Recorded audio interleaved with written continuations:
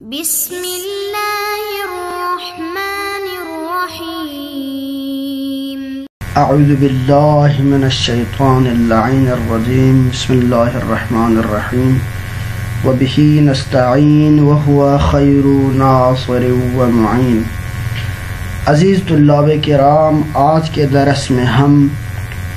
ایک اہم موضوع سے بحث کر رہے ہیں کہ جس پہ ہم نے پہلے بیان کیا تھا کہ معجزہ دکھانا نبی کی سچائی کی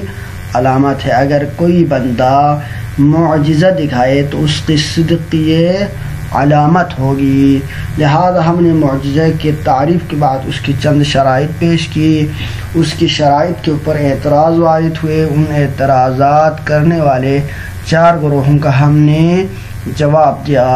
آج ہم ایک اور اہم نکتے کی طرف اشارہ کر رہے ہیں کہ جس میں آپ نے کہا تھا کہ خارق العادہ جو ہے وہ مختص بانبیاء نہیں ہے، بلکہ خارق العادہ جو معتزلہ کا نظریہ ہے کہ مختص بانبیاء ہے، اس کو آپ نے رد کیا تھا کہ غیر انبیاء بھی اللہ جس کو چاہیے طاقت دے سکتا ہے اور وہ انجام دے سکتا ہے۔ تو آپ کیسے اس کو حقیقت کا اور نبی کی نبوت کا دلیل بنا سکتے ہیں جبکہ غیر نبی بھی اس کو انجام دے رہا ہو؟ تو ہم آج پڑھیں گے کہ معجزہ اور دیگر خوارق عادہ جو افعال ہے ان میں فرق کیا ہے۔ پہلا فرق تو ہم نے معجزے کی شرط میں بیان کیا تھا کہ دعوی نبوت نہیں ہوتا، یعنی جو بندہ نبی ہوتا ہے وہ پہلے دعوی نبوت کرتا ہے، جب لوگ اس سے بطور دلیل کہ تمہارے نبی ہونے کی دلیل کیا ہے اعتراض کرتے ہیں اور اس سے معجزہ طلب کرتے ہیں، تب نبی جا کر اللہ تعالیٰ کی طرف سے یہ ثابت کرنے کے لیے کہ میں نمائندہ ہوں رب تعالیٰ کا، اور اس کی طرف سے میں نبی ہونے پر، اس کا نمائندہ ہونے پر، اتصال قوی ہونے پر میرے پاس دلیل ہے کہ میری طاقت کا سرچشمہ اور منبع ذات باری تعالیٰ ہے، اور میں ایسے کام انجام دے سکتا ہوں جس کو کوئی اور مخلوق انجام نہیں دے سکتا، لہذا اس دعوی نبوت کے ساتھ انجام دیتا ہے۔ جبکہ باقی خوارق العادہ جو عام لوگ تو انجام نہیں دے سکتے، لیکن باقی خارق العادہ جو لوگ انجام دیتے ہیں، جیسے کہ جو جادوگر ہے وہ کام ایسے انجام دیتے ہیں جو کہ عام لوگ نہیں کر سکتے، یا ریاضت کرنے والے عرفاء ہے، اولیاء اللہ ہے، وہ لوگ بھی خارق العادہ انجام دیتے ہیں لیکن ان کے پاس دعوی نبوت نہیں ہوتا۔ دوسری بات جو ہے وہ یہ ہے کہ فرق کہ ممکن ہے ایک ساحر اپنے آپ کو نبی ہونے کا دعویٰ تو کرے، نبی ہونے کا دعویٰ کرے، لیکن اس کے لیے یہ وہ جھوٹا ہے کیونکہ ساحر ہے، اللہ کو نہیں مانتا ہے، تو اکثر تو وہ کافر ہوتا ہے۔ لیکن چونکہ یہ بندہ نبی ہونے کا دعویٰ کر سکتا ہے، جھوٹا ہو سکتا ہے، لہذا ممکن ہے اس کے پاس چونکہ ایک خارق العادہ طاقت ہے، اب وہ ممکن ہے نبوت کا دعویٰ کرے۔ لیکن نبوت کے دعویٰ ہم نے کہا تھا نبوت کا دعویٰ تو نہیں ہوتا، لیکن اگر کوئی جھوٹا ہونے کے باوجود بھی نبوت کا دعویٰ کرے اور اس کے پاس خارق العادہ فعل ہو تو اس کے پاس یہ دوسرا سٹیپ کبھی بھی نہیں ہوگا، یعنی اس کے پاس یہ جرات نہیں ہوگا کہ تحدی کرے۔ تحدی کا مطلب یعنی چیلنج کرنا، وہ یہ کہے کہ جو کام میں انجام دے رہا ہوں اس کام کو کوئی بھی اور انجام نہیں دے سکتا، لیکن نبی یہ کام کرے گا کیونکہ اس کی طاقت کا سرچشمہ جو ہے وہ ذات باری تعالیٰ ہے، اور اللہ تعالیٰ خالق کل کائنات ہے، وہ ایسے تمام چیزوں کا خالق ہے، لہذا اللہ تعالیٰ کی طرف سے جو نمائندہ ہوگا وہ یہ دعویٰ کر سکے گا۔ لیکن جو غیر نبی ہوگا وہ کبھی بھی یہ دعویٰ نہیں کرے گا کہ میری طاقت کا سرچشمہ اتنا وسیع ہے کہ کوئی بھی یہ کام انجام نہیں دے سکتا، لہذا تحدی نہیں ہوگا۔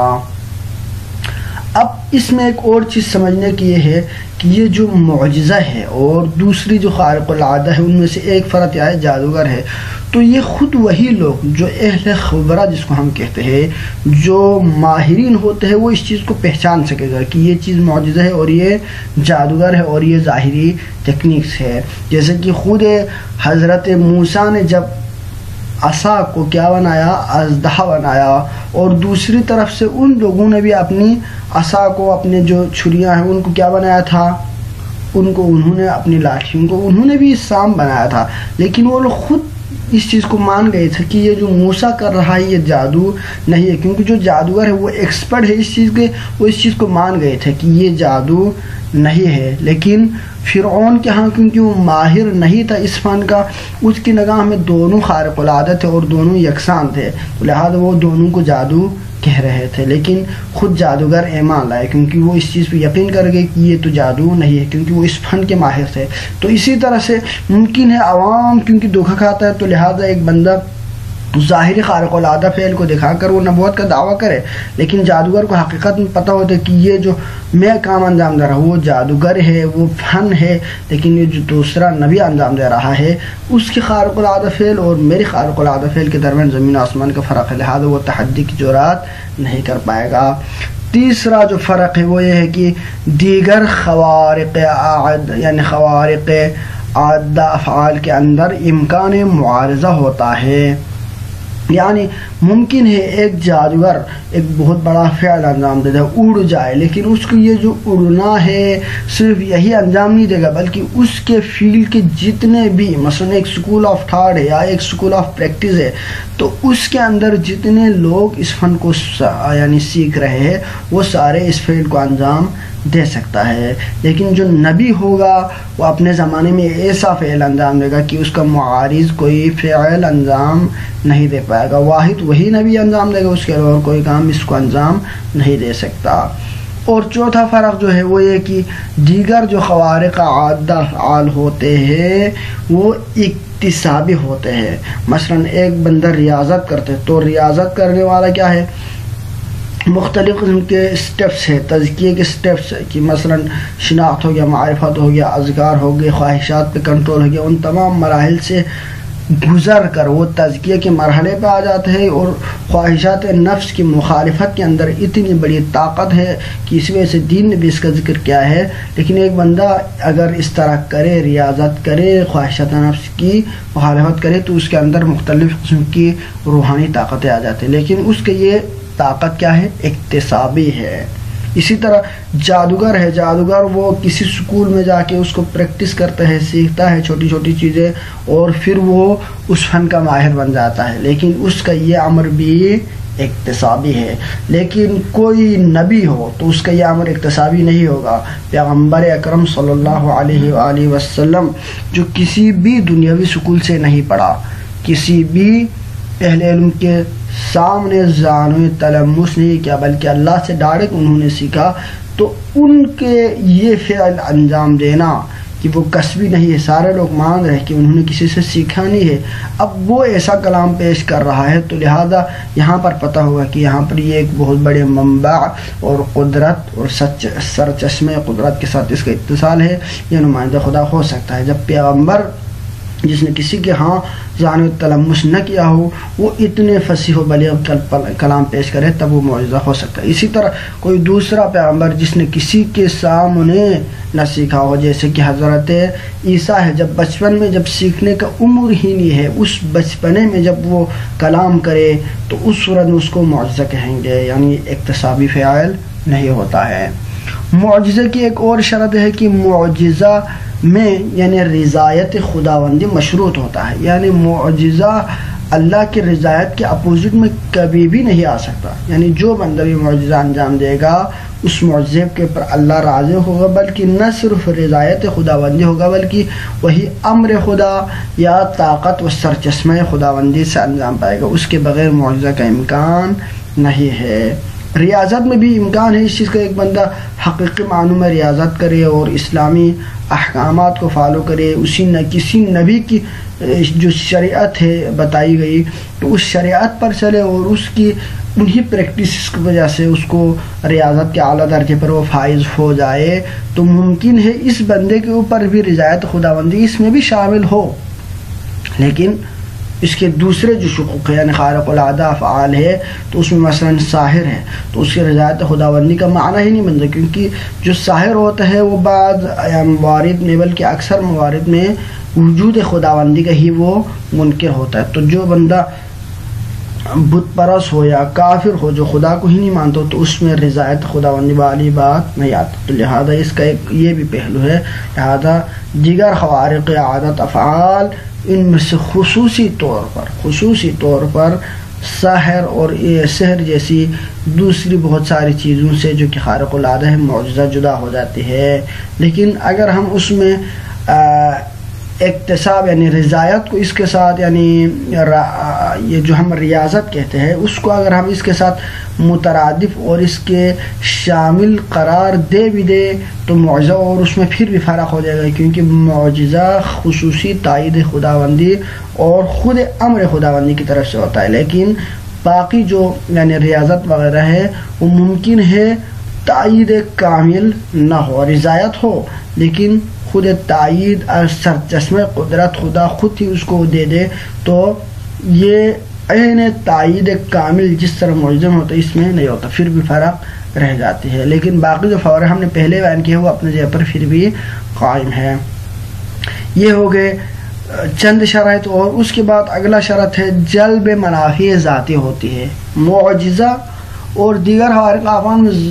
یعنی اس کے اندر ایک واضح فرق جو ہے وہ یہ ہے کہ ممکن ہے ایک بندہ ریاضت کرے تو اس کی ریاضت کا مقصد یہ ہے کہ میں جنت کماؤں یا میں خواہشات کی. یہ جو مثلا ریاضت کرنے والے ہیں وہ مثلا اگر ممکن ہے وہ اسلام کو فالو نہ کرتا ہو لیکن پھر بھی وہ ریاضت اس لیے کرے کہ وہ جلب منافع ذاتی کے لیے, وہ دنیاوی اس منافع کو چھوڑتے ہیں کیونکہ وہ ان کو نقصان دہ سمجھتے ہیں, اپنی ذات کے لیے کرتا ہے. اسی طرح ساحر جو ہے وہ کیا کرتا ہے, بہت سارے جادوگر ایسے ہوتے ہیں جو کہ پیسے کماتے ہیں. مثلا ایک فن دکھایا,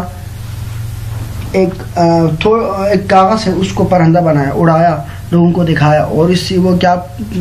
کر رہے ہیں, چندہ کر رہے ہیں. یہ صرف آنکھ کا دھوکہ ہوتا ہے. اسی لیے ایک ماہر بندہ جو کسی جگہ پر اس طرح کا یعنی فنکاری ہو رہی تھی, اس طرح کے ساحر بندہ پیسہ بنا رہے تھے, کاغذ کو پیسے کی شکل میں پیش کر رہے تھے کہ فلانا ادھر سے کاغذ لیا اور لوگوں کو وہ پیسہ دکھایا, اور ادھر سے کیا کر رہے تھے, لوگوں سے چندہ کر رہے تھے کہ اس فن کے دیکھنے کے اوپر وہ لوگوں پہ ٹیکس لگا رہے تھے کہ لوگوں سے پیسہ جمع کر رہے تھے کہ فلانا میں نے یہ فنکاری آپ کو دکھا کے آپ لوگوں کو کیا کیا ہے, تفریح کیا ہے, لہذا مجھے پیسہ جمع کرے. تو ایک جو مفکر عقل مند شخص وہاں پہ بیٹھا ہوا تھا اس نے کہا کہ جب یہ خود پیسہ بنا رہا ہے کاغذ کو تو پھر لوگوں سے کیوں پیسہ وصول کر رہا ہے, اس کا مطلب یہ جو فعل انجام دے رہا ہے یہ کیا آنکھ کا دھوکہ ہے. تو اگر ہم اسی واقعے پہ اگر غور و فکر کریں تو اس سے ہمیں یہ چیز واضح ہو جاتی ہے کہ حقیقت میں دیکھا جائے تو معجزہ آنکھ کا دھوکہ ہوتا ہے, لیکن یعنی سحر آنکھ کا دھوکہ ہوتا ہے, یعنی اس میں صرف ظاہر دکھائی دیتا ہے لیکن معجزہ ایسا نہیں ہوتا, بلکہ معجزے میں حقیقت شے کے اندر تبدیلی واقع ہوتی ہے. اور یہ جو ہم نے ابھی یہ جو بیان کیا کہ جلب منافع ذاتی ہوتی ہے, یعنی معجزے میں کیا ہوتا ہے, جلب منافع ذاتی اس طرح سے ہوتی ہے کہ ایک بندہ منفعت کمانے کے لیے, پیسہ کمانے کے لیے فنکاریاں دکھاتا ہے اور پیسے ٹیکس وصول کرتا ہے, یا اپنے ذاتی دنیاوی کامیابی کے لیے, یا ممکن ہے اخروی ریاضت میں ہو تو اخروی دین اسلام کو فالو کرنے والا ہو تو پھر بھی اخروی ہے لیکن وہ اپنے آخرت اپنی جنت کے لیے کر رہا ہے, منافع کے لیے. لیکن معجزہ ایسا نہیں ہوتا. ایک نبی جو قرآن کو پیش کر رہا ہے, ایک نبی جو چاند کے 2 ٹکڑے کر رہا, تو اس کا مقصد صرف یہ ہے کہ باقی لوگ, وہ خود تو اللہ کو مانتا ہے, وہ دنیاوی منافع پہ ایمان نہیں رکھتا, اس کی جو ساری جو ہے وہ اللہ کی رضایت ہے, لیکن وہ یہاں پہ کر رہا ہے تو اس کی ذاتی منافع مطلوب نہیں ہوتی بلکہ ذات باری تعالیٰ کی محبت اس کے پیش نظر ہوتا ہے, لوگوں کو ہدایت دینا, لوگوں کو عذاب سے بچانا اور تبلیغ کرنا اس کا منفعہ یعنی مقصد ہوتا ہے. وہ لا یسألکم اجرا, وہ نبوت کے اوپر اجر اور منفعت دنیاوی کا مطالبہ نہیں کرتے. تو یہ بھی معجزہ اور دیگر چیزوں میں ایک فرق ہے. اور اگلا فرق جو ہے وہ جو ہے باقی افعال, دیگر افعال جو اگرچہ خارق العادہ ہے لیکن اس کی قدرات محدود ہوتی ہے, ایک خاص پہلو میں اس کی یعنی جو خارق العادہ ایک خاص پہلو, مگر ایک جادوگر ہے تو ممکن ہے وہ ایک فعل انجام دے دے کہ مثلا کاغذ کو لے جا کے وہ صرف کیا پیش کرے, کاغذ کو پرندہ بنا دے، اسی طرح پرندے کو کاغذ دکھا دے، اسی طرح قلم کو پر موبائل بنا دے. اس طرح کی چھوٹی چھوٹی چیزیں کچھ محدود ہوتی ہے، لیکن اگر آپ اس کو بڑے پیمانے کے مثلا اسی بندے کو جو 10-12 فنکاریاں آپ کو دکھا رہے ہیں بطور خارق العادہ کہ اگر آپ اس سے اڑنے کا کہیں گے تو وہ اس کام کو انجام نہیں دے پائے گا. لیکن نبی سے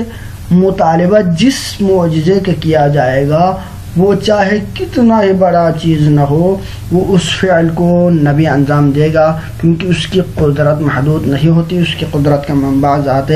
باری تعالی ہوتا ہے. لہذا ان تمام فوارق کی بنا پر ہم جب کہتے ہیں کہ خارق العادہ فعل مختص پر نبی نہیں ہے تو ہمارے دعویٰ پر کوئی اشکال نہیں آتا، کیونکہ خارق العادہ فعل کے انجام دینے سے صرف اسی خارق العادہ فعل انجام دینے سے نبوت ثابت نہیں ہوتی، جیسے کہ معتزلہ کا نظر ہے. اگر ان کے نظر کو مانا جائے تو ساحر کا بھی نبی ہونا لازم، کیونکہ وہ خارق العادہ فعل انجام دے رہا ہے. لہٰذا ہمارا دعویٰ ہے کہ خارق العادہ معجزے کی شرط میں سے ایک شرط ہے، کیونکہ اگر نارمل فعل ہو تو اس سے وہ تو ہر بندہ انجام دے رہا ہے، لہذا انفرادیت کو وہ صنف اس میں نہیں پایا جائے گا. لیکن صرف یہی کافی نہیں کہ خارق العادہ فعل انجام دے دے اور وہ نبی بن جائے، بلکہ اس کے لیے بہت سارے اور بھی شرائط ہیں، اور باقی لوگ جو خارق العادہ انجام دیتے ہیں ان کے خارق العادہ اور معجزے کے خارق العادہ کے درمیان بہت سارے فرق موجود ہے. وصلی اللہ علیہ سیدنا محمد وآلہ الطیبین الطاہرین.